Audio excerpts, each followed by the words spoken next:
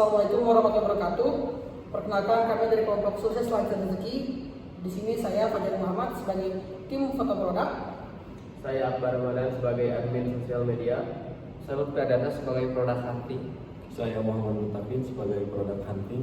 Saya Yustika Roma sebagai manajemen keuangan. Saya Aldi sebagai marketing. Di sini kelompok kami akan mempresentasikan hasil diskusi kami tentang bisnis jual beli yang akan kami jelaskan dari latar belakang terlebih dahulu. Baik, pertama saya akan menjelaskan latar belakang terbentuknya bisnis ini. Ide ini atau bisnis ini muncul karena adanya kebutuhan pasar dan peluang bisnis yang cukup besar di dunia fashion, terutama untuk barang branded, rare dan limited edition. Banyak orang ingin memiliki barang-barang tersebut, tetapi kebanyakan orang itu ragu, belum bisa menentukan mana produk ori dan mana produk palsu. Jadi kita di sini menyediakan forum atau wadah untuk konsumen-konsumen yang belum tahu tentang barang-barang branded, tentang ori dan palsunya. Kita akan menyediakan forum jual beli barang branded yang tentunya ori 100% dijamin. Terus dijelaskan juga kondisi si produknya seperti apa, dan tentunya juga harganya pastinya miring sekali, jauh dari harga retailnya. Oke, munculnya trend fashion hype dan koleksi limited ini karena fenomena hype beast, streetwear, football, apparel hingga sepatu limited membuat permintaan barang rare sangat menaik. Terkadang banyak sekali barang-barang yang dulunya gampang untuk ditemukan, untuk ditransaksi, sekarang jadi sulit dikarenakan banyaknya barang-barang yang harganya yang digoreng ataupun barang-barang yang sudah tidak stok kembali. Lalu untuk seperti barang-barang kolektor juga itu sangat-sangat banyak penggemarnya karena dan dilihat juga oleh antusias anak-anak zaman sekarang, mereka sampai rela-rela berbondong-bondong untuk melakukan war ataupun membeli dari just tip dengan harga yang lebih mahal. Jadi di sini bisnis ini sangat memberikan akses ke barang yang sedang tren ataupun yang sudah tidak diproduksi tapi masih tetap ada dan harganya yang lebih ramah. Oke, selanjutnya tentunya banyak banget orang yang menginginkan barang berkualitas tinggi dengan harga yang sangat miring. Nah, solusinya kita bisa membeli atau mencari barang berkualitas itu dengan harga second, atau ada juga barang yang bekas unboxing yang pastinya mempengaruhi harga menjadi turun. Selanjutnya banyak banget orang yang ingin punya barang brand, kualitas terjamin, pastinya original, tetapi kantongnya pas-pasan seperti kita kaum mendang-mending. Ini solusinya bisa menjadi barang pre-love yang kondisinya sangat masih bagus. Itu bisa menjadi peluang besar bagi terciptanya bisnis ini yang menawarkan harga kompetitif di bawah retail. Selanjutnya, perkembangan marketplace dan komunitas online dengan tumbuhnya Facebook Marketplace, selanjutnya grup jual beli, live TikTok dan forum kolektor, semua ini mempermudah hunting barang dan memperluas jangkauan penjualan. Selanjutnya, kebutuhan keamanan, transaksi, dan transparansi. Banyak pembeli merasa takut tertipu, sehingga bisnis ini melakukan pengecekan keaslian, kondisi barang transparan, retur polis yang jelas, dan ini bisa menjadi solusi yang sangat dibutuhkan untuk sekarang. Salah satu bisnis tambahan dari ide ini yaitu peluang bisnis jasa titip atau just tip, di mana jasa titip ini menjadi salah satu model bisnis favorit karena tidak perlu menggunakan modal besar. Pembeli hanya cukup membeli atau membayar fee kecil. Juga cocok untuk hunting barang rare yang cepat habis. Juga just tip juga bisa memperkuat potensi pendapatan tambahan. Nah, perubahan ini juga terjadi karena perilaku belanja anak muda yang sekarang udah lebih maju, lebih berkembang. Dikarenakan banyaknya teknologi-teknologi yang membantu dan juga platform-platform yang sangat-sangat mewadahi anak muda untuk lebih sering berbelanja. Lalu untuk generasi muda sekarang tuh sangat-sangat mengikuti trend fashion, lebih percaya rekomendasi komunitas dan aktif di media sosial agar bisa mencari barang-barang yang unik, rare, dan affordable juga terutamanya. Hal ini sangat mendukung sekali karena anak muda itu identik dengan mengikuti kemauan zaman atau perkembangan zaman. Jadi ya hal ini membuat bisnis current apparel ini tuh sangat semakin relevan. Lalu untuk ringkasan latar belakang ini, ide bisnis ini lahir karena kombinasi dari beberapa faktor. Yang pertama, tingginya minat terhadap barang branded dan limited. Lalu banyaknya kasus barang fake yang sekarang sedang viral yang terjadi di negara ini karena kurangnya kebutuhan yang terpercaya. Lalu ada peluang harga yang bisa lebih terjangkau melalui barang pre-love, ataupun ada yang dijelaskan tadi oleh rekan saya yaitu tentang just tip.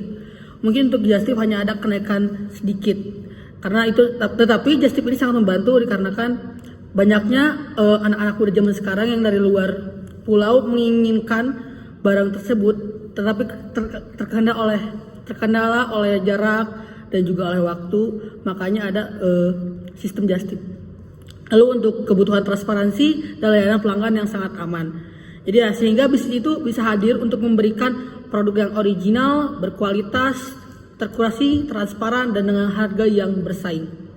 Selanjutnya saya akan menjelaskan tentang business model Canvas.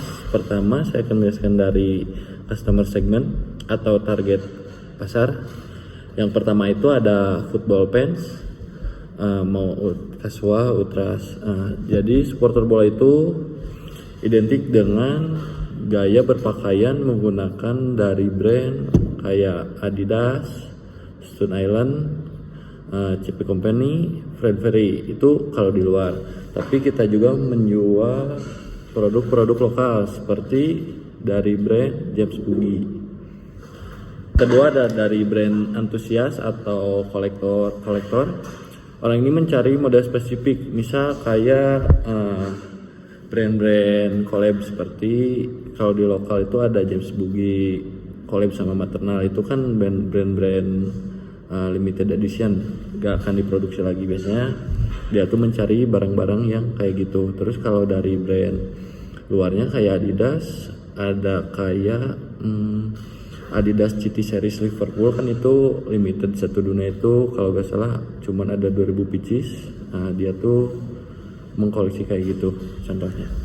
Nah, selanjutnya dari orang yang mengikuti tren blokor. Biasanya kan tren blokor itu menggunakan biasanya kaos bola, terus sepatunya juga pakai sepatu tren casual football.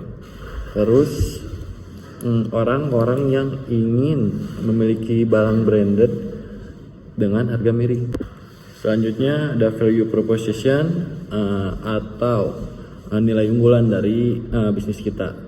Yang pertama itu kita memilih barang-barang yang pastinya ori 100%, rare, terus estetika casual, terus harga di bawah retail sudah pastinya. Terus kondisi juga kita akan transparansi bagaimana kondisi produk yang akan kita jual, minusnya apa, kelebihannya apa, kondisi barangnya lah kurang lebih kita akan kasih tahu sejelas-jelasnya. Terus kita juga membuka kalau ada konsumen yang ingin bertanya-tanya tentang produk, kita pasti akan jawab yang terbaik. Selanjutnya channel, untuk channelnya di sini ada 4. Yang pertama itu ada Facebook Marketplace, selanjutnya TikTok, Instagram, dan Shopee. Dan untuk customer relationship-nya ada chat respon, community engagement, selanjutnya dan terakhir retur. Jika barang terbukti palsu dan jaminan 100% uang kembali. Oke, selanjutnya di sini saya akan ngebahas revenue streams-nya. Yang pertama ada dari margin penjualan. Seperti contoh, kita membeli produk dari orang lain dengan harga 1,2, lalu kita hitung sesuai kondisi barangnya dulu. Misalnya kondisi barangnya masih bagus, masih layak pakai, itu kita akan naikkan 10 ataupun 20%. Jadi ya kondisi barang ini sangat menentukan kenaikan margin penjualannya. Lalu untuk just tip sendiri, komisinya biasanya tidak jauh, range-nya kecil antara 50 sampai 100.000 saja. Lalu untuk carry sources-nya ada modal, jadi uang tunai yang siap kita pakai untuk membeli barang tersebut sebagai pengganti sebelum dibayar resmi oleh pembeli. Lalu ada ledger checking. Ledger checking ini biasanya hal identik yang hanya ada di barang ori. Contoh misalnya kita beli Adidas, ada beberapa ciri-ciri yang di Adidas hanya di Adidas asli saja adanya, dan itu bisa jadi satu patokan ketika kita menyeleksi barang.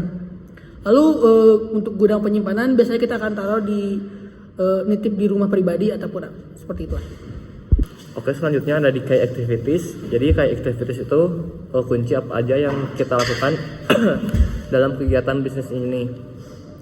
Yang pertama, kunci yang paling penting karena kita jualannya barang pre-love yang berkualitas, pastinya kita harus mencari barang yang diperlukan oleh target pasar kita.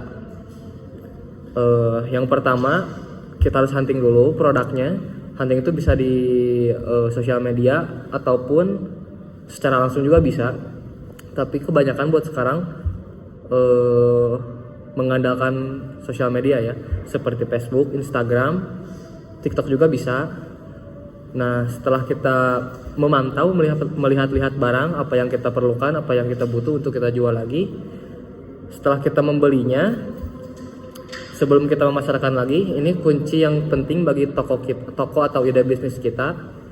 Sebelum kita jual lagi, kita harus melewati tahap quality control atau cleaning, yang dimana ini menjadi poin-poin kunci yang sangat penting bagi berjalannya bisnis ini. Karena sebelum kita memasarkan barang tersebut, kita harus mengecek apakah barang itu ada minus atau ada kerusakan yang perlu kita perbaiki terlebih dahulu. Contohnya ada barang dengan kondisi yang sedikit crack ataupun kotor.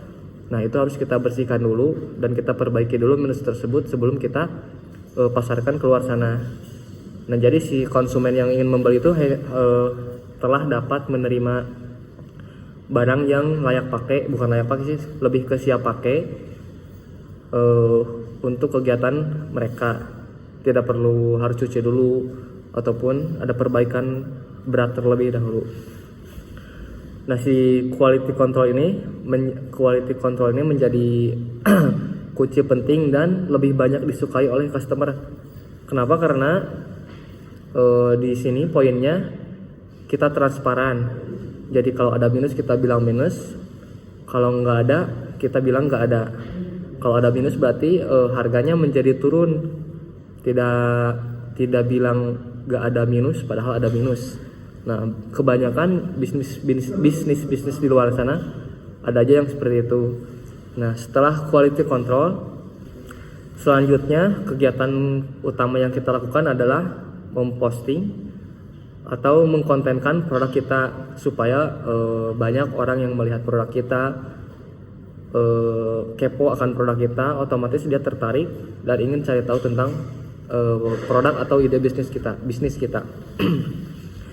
Setelah melakukan konten atau foto-foto produk, selanjutnya setelah barang siap pasar dan ada yang mau, kita lanjut ke tahap packaging.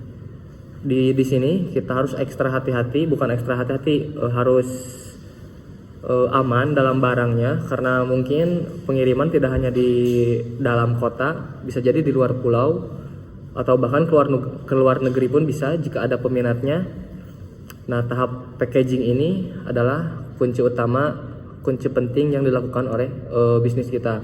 Setelah packaging, mungkin ada aja beberapa konsumen yang ingin melakukan COD yang artinya dalam kota, yang daerahnya berdekatan dengan kita, itu kita melayani juga untuk sistem COD tersebut. Selanjutnya ada key partners, yaitu pihak-pihak yang bekerja sama dengan bisnis kita, di mana di key partners ini kita ada logistik atau ekspedisi, yang dimana logistik atau ekspedisi ini adalah mitra pengiriman yang membantu mengirimkan barang ke pelanggan. Contohnya itu JNE atau JNT atau si cepat. Nah, peran penting si logistik ini yaitu mengantarkan barang thrift ke pelanggan dengan aman, lalu menyediakan pilihan pengiriman cepat dan hemat, juga membantu membangun kepercayaan barang sampai tepat waktu. Lalu ada juga di Key Partners ini tempat laundry, yang dimana si tempat laundry ini itu adalah tempat perawatan barang seperti tas, sepatu atau pakaian branded agar terlihat bagus sebelum dijual. Fungsi dari laundry ini juga mereka berfungsi membersihkan barang thrift supaya layak jual, menangani noda, bau, jamur atau kerusakan kecil. Juga membuat barang terlihat premium meski barang second. Di Key Partners juga ada kita bekerja sama dengan seller langganan, di mana seller langganan ini adalah orang atau toko yang menjadi pemasok utama untuk barang thrifty atau baik lokal maupun internasional. Kenapa barang ini penting? Kenapa seller langganan ini penting? Karena untuk mendapatkan barang yang lebih berkualitas, juga mendapatkan harga yang lebih murah karena sudah langganan, atau bisa juga mendapatkan akses barang yang rare atau limited lebih cepat. Selanjutnya ada cost structure atau struktur biaya. Ini mengacu pada semua biaya yang dikeluarkan untuk mengoperasikan model bisnis ini. Yang pertama itu ada harga beli barang. Yang kedua ada biaya operasional seperti membeli kuota yang diperlukan untuk menggunakan sosmed. Terus ada packing, ada laundry, dan yang terakhir itu ada biaya untuk marketing. Oke, sekian presentasi dari kelompok kami. Kurang lebihnya mohon maaf. Semoga materi yang kami sampaikan bisa disampaikan dengan baik dan diserap baik juga oleh penonton. Sekian, terima kasih. Wassalamualaikum warahmatullahi wabarakatuh. Pak, sebagai tambahan, ada beberapa brand yang mau ada dua sepatu yang mau saya tawarkan ke Bapak dari brand Clarks. Brand Clarks itu dari Inggris. Ini Pak, untuk produknya ini kondisinya sangat-sangat bagus, untuk outsole-nya masih sangat tebal ya Pak. Suede-nya masih aktif. Wah, barang sangat terawat ini. Untuk size-nya ini di size 42. Ini ada satu lagi sama dari brand Clarks. Kalau ini saya baru beli kemarin Pak, ini baru beberapa kali pakai, ini masih like new banget. Saya beli baru, masih sangat bagus, suede sangat nyala, outsole juga sangat bagus. Terus ada beberapa barang yang akan kita jual, salah satunya ini dari brand lokal ya Pak. Ini topi Pati Gaya aja. Ya, ini brand yang sekarang sudah sangat-sangat digoreng ya Pak. Harga retailnya itu 180, karena ini barang limit dijualnya bisa sampai 300-400 Pak. Marginnya itu bisa sampai 100%. Terus ini juga brand casual football dari Bandung, James Boogie. Ini juga produksinya terbatas, cuman ada beberapa. Jadi ini bisa harganya bisa sangat naik. Walaupun dikit, tapi lumayan Pak untuk margin perusahaan.